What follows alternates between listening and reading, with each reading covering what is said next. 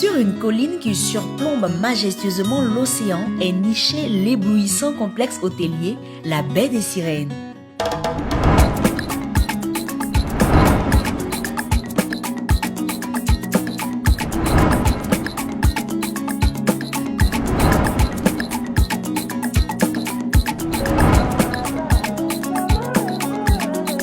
Ce site qui propose 60 chambres d'un grand standing, 2 restaurants, un bar, 2 piscines, une salle de séminaire et une multitude d'espaces de loisirs, de divertissement et de bien-être est un bijou de la nature d'une beauté unique.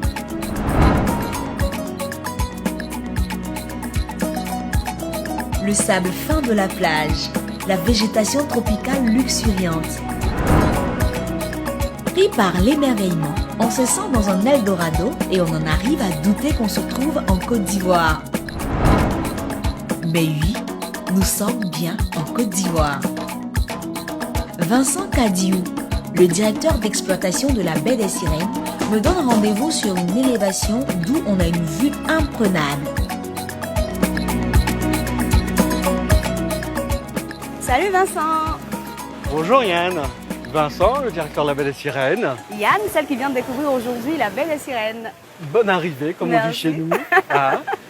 Et franchement, j'avoue que cet endroit est magnifique. Écoute, je t'ai donné rendez-vous ici parce que je pense que la vue par d'elle-même, c'est d'ici qu'on a le plus beau panorama de la baie des Sirènes. Franchement, c'est magnifique. Tu sais, comme je te l'ai dit, je suis venue pour découvrir la baie des Sirènes. Donc, si tu le veux bien, tu seras mon guide aujourd'hui. Eh ben, avec grand plaisir, mais si tu veux, on commence maintenant. D'accord, on y va alors. Allez, on est parti.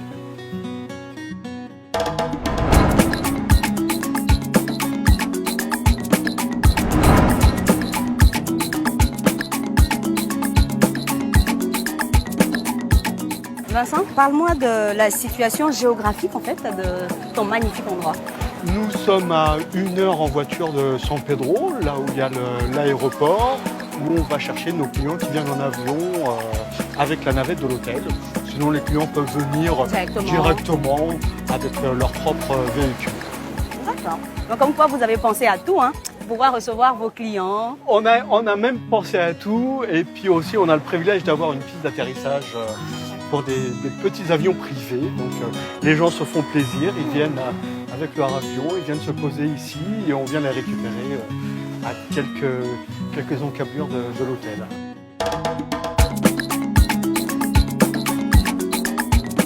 Je me pose avec Vincent dans un jardin près de la mer et le bruit de la houle anime notre conversation. Vincent, dis-moi, en quelle année la baie des Sirènes a ouvert ses portes et qui en est le propriétaire?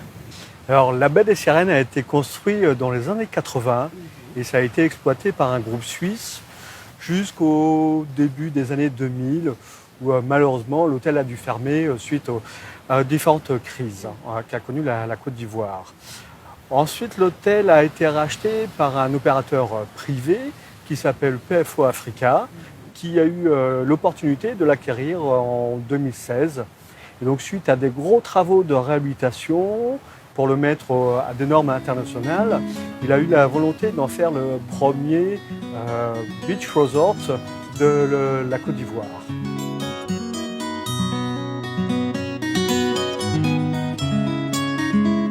Mais dis-moi, quel est le secret pour arriver à non seulement satisfaire ses clients et mieux à les fidéliser? Le secret, c'est tout simple, c'est d'être à leur écoute. Ils ont certaines attentes ici pour l'hôtel.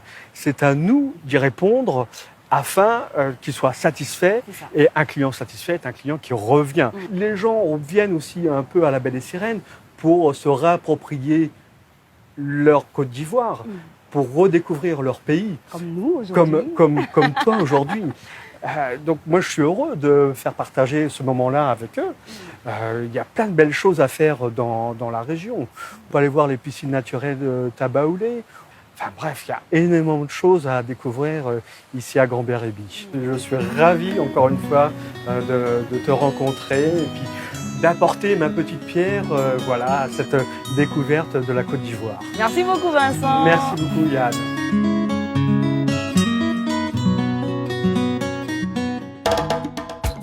Après Vincent, je me rends au bar où m'attend Cla Dieudonné, le maître d'hôtel.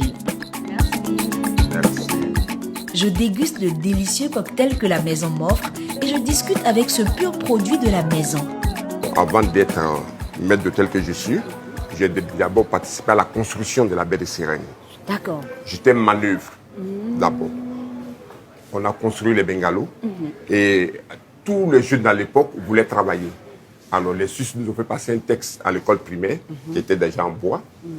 Et puis on a vu les qualités pour ceux qui savaient écrire et lire. On nous a recrutés et on nous a formés sur place. Dis-moi, pourquoi est-ce qu'on a appelé l'endroit la baie des Sirènes? Quand vous arrivez avec les branches qui vont à la mer, on s'est dit, mais tiens, c'est un endroit où il doit se cacher quelque chose. Parce qu'il n'y avait pas de route. C'est un forestier qui a fait la route pour arriver là. Donc c'est de là qu'est venu le nom. Voilà, la c'est une baie des légende. Sirènes. Ah. Tellement la sirène, c'est une légende. Et on a conservé cette légende-là. C'est pour ça qu'on appelle la baie des Sirènes. Et vous, quand vous arrivez, c'est magnifique. Pour la première fois que vous découvrez, c'est un endroit paradisiaque. Je confirme.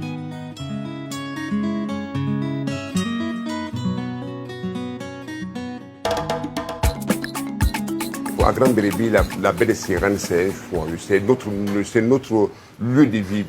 Merci beaucoup, Dieudonné. Ah.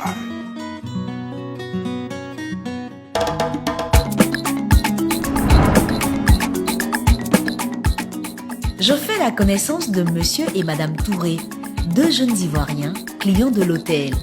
J'étais déjà venu ici, j'avais 8 ans, on était venu en famille pour découvrir San Pedro, Grand-Bérébi. C'était la première fois que je venais dans l'ouest du littoral ivoirien.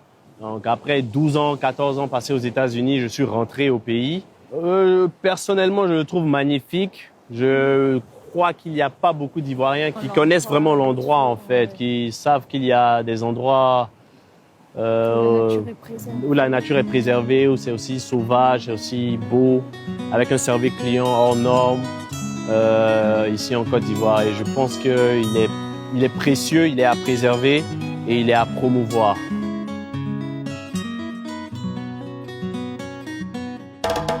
Toujours à la recherche d'avis et d'expériences de clients, je croise au bord de la mer Monsieur et Madame Karamoko. Ce sont deux jeunes Ivoiriens vivant en région parisienne qui ont décidé de venir en voyage de noces dans les paradis de leur pays plutôt que d'aller ailleurs. Et nous sommes venus en vacances un mois, et là on est en voyage de noces qui a débuté d'hier à Dimanche. c'est ça, dimanche. On a envie d'autres pays, on a envie d'autres plages, mais savoir que notre pays aussi regorge de sites très beaux, magnifiques, c'est une grande fierté, quoi. Encourager d'autres personnes à beaucoup investir, à ressortir ce potentiel-là, parce que vraiment la Côte d'Ivoire n'a rien envié aux autres pays, quoi, je peux dire ça. Il faut juste trouver la personne qui va valoriser ces sites-là.